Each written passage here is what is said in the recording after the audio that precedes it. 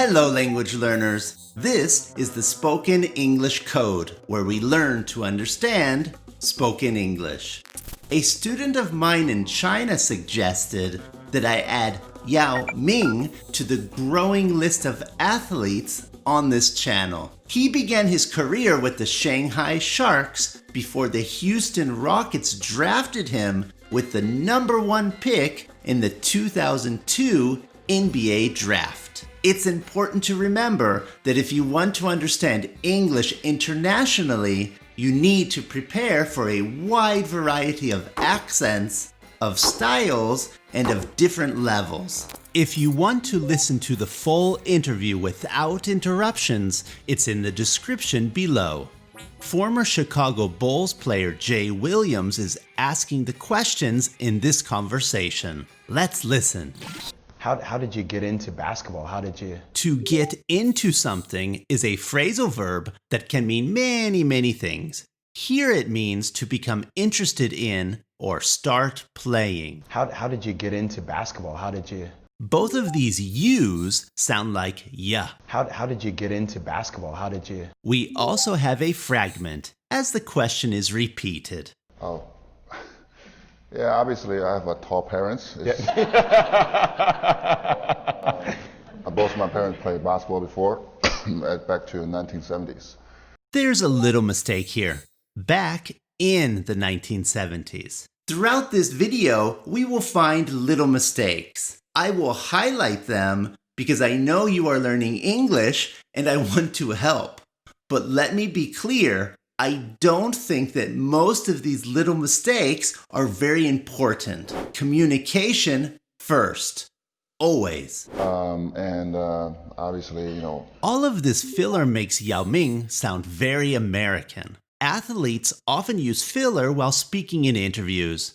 It gives them a moment to think. Obviously, people expecting I'm growing tall. To expect something means to believe that something will happen. He used the present, but this should be people were expecting that I would grow tall, or people were expecting that I was going to grow tall. So, in the past. That's a complicated construction.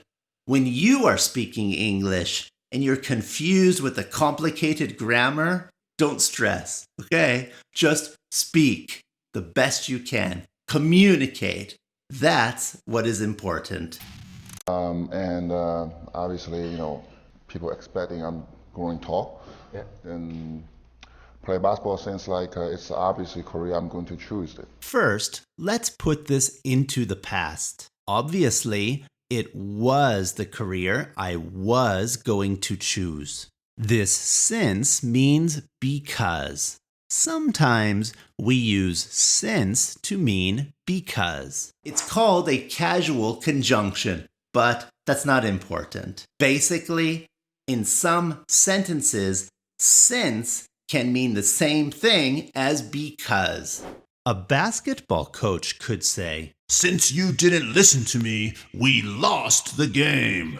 That means, because you didn't listen to me, we lost the game. Since you left the window open, this room is full of mosquitoes. Because you left the window open, this room is full of mosquitoes. But my parents never forced me to play basketball. To force somebody is a phrasal verb that means to make somebody do something, to obligate them to do something. Many parents force their children to play sports. I can force my child to eat something they don't like. That's yucky. Luckily, Yao Ming's parents never forced him to play basketball.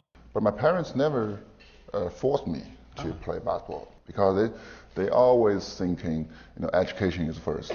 Education is first. As filler. Education is first. Education is first. Sports is part of education.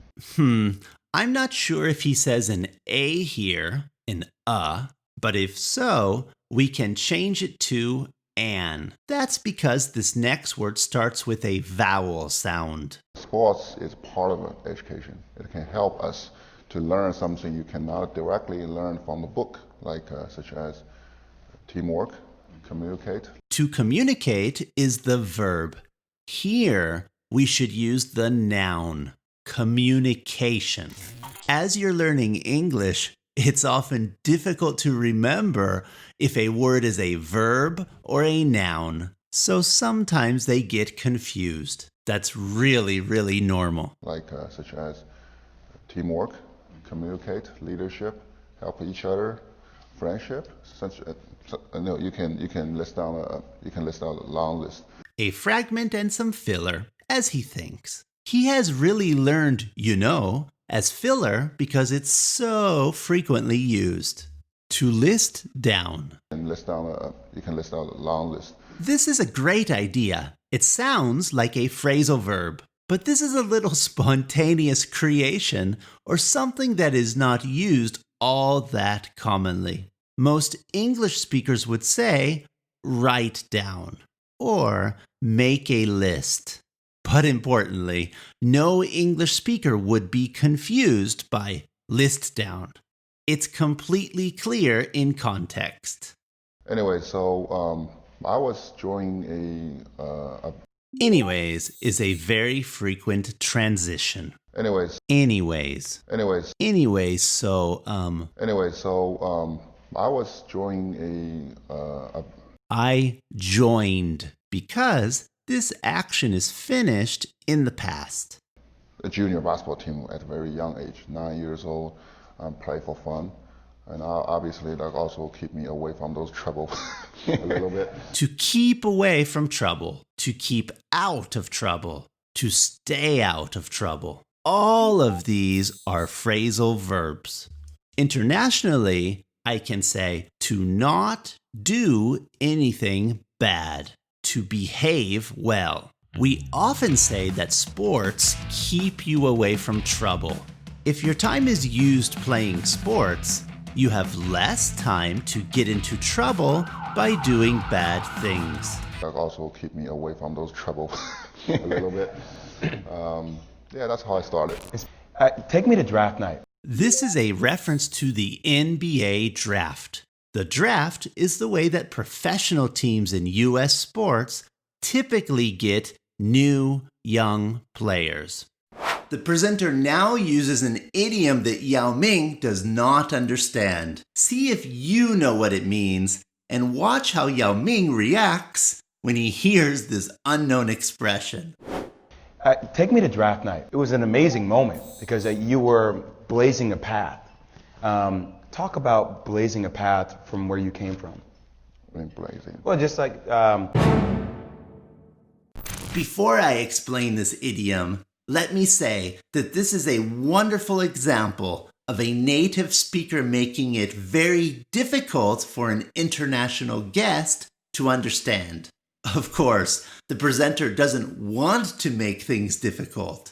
He is just speaking naturally, but this expression is very difficult to understand for most second language English speakers. You either know this expression or you don't know it. To blaze a path or to blaze a trail is literally when you go into the forest and you create a new path, a new trail to walk on. Since you are the first person creating this trail, you make little markings on the trees so that others can follow you, so you can find the trail again later. In everyday English today, most speakers would probably call these markings or signs. Blazes are also these markings on horses, which look similar to the markings we can put on trees. Now, a blaze can also mean a fire in English. And if you want, you can think of someone burning the plants to create this trail.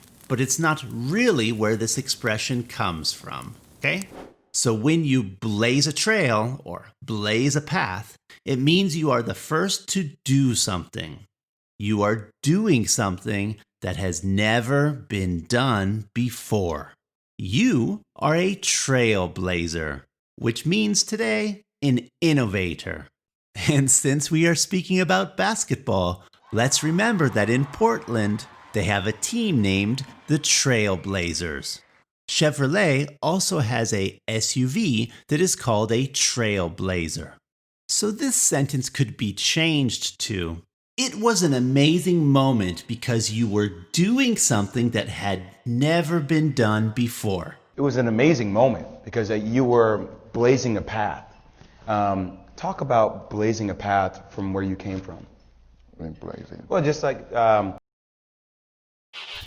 Now, of course, we can't always control if our native-speaking friends are adapting their language correctly.